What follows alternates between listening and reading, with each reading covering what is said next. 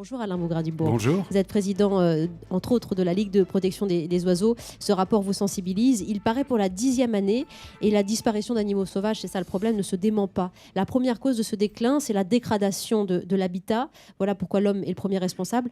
Un animal qui perd son territoire est un animal condamné, vous qui les connaissez. Oui, le plus souvent. C'est vraiment la première question. Alors, si on parle de la France, par exemple, vous avez actuellement l'équivalent de 80 000 hectares par an d'asphalte et de béton qui gagnent sur les espaces agricoles et naturels. Ça signifie la disparition de ces espaces.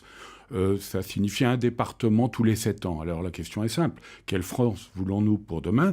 Mais surtout, vous avez beaucoup d'animaux qui sont dépendants de leur milieu naturel. Je pense aux reptiles, par exemple. Une couleuvre, un batracien. On va sécher sa mare. Le batracien, il ne va pas faire 30 km pour aller voir ailleurs s'il y en a une autre. Même chose pour le serpent.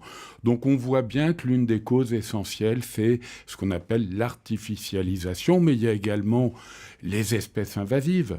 Par exemple, la tortue de Floride, qu'on a relâché dans la nature et qui s'en prend à la tortue indigène, qui est la tortue cistude, la grenouille taureau qui s'en prend à d'autres batraciens. Enfin voilà, ça devient extrêmement complexe. Et la question qu'on peut se poser, c'est finalement, mais cette nature, à quoi ça sert ? Alors moi, j'ai envie de répondre, d'abord, on a un devoir éthique. Aujourd'hui, l'homme est en haut, au sommet de la chaîne du vivant. Et vous savez, dans Le Petit Prince, il y a le renard qui dit au Petit Prince, tu es responsable de ce que tu as apprivoisé.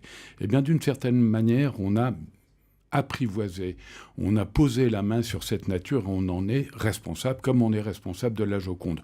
Mais de manière plus pragmatique. Je vous écoutais tout à l'heure avec Jacques Attali et je me disais, mais au fond, c'est exactement la même histoire.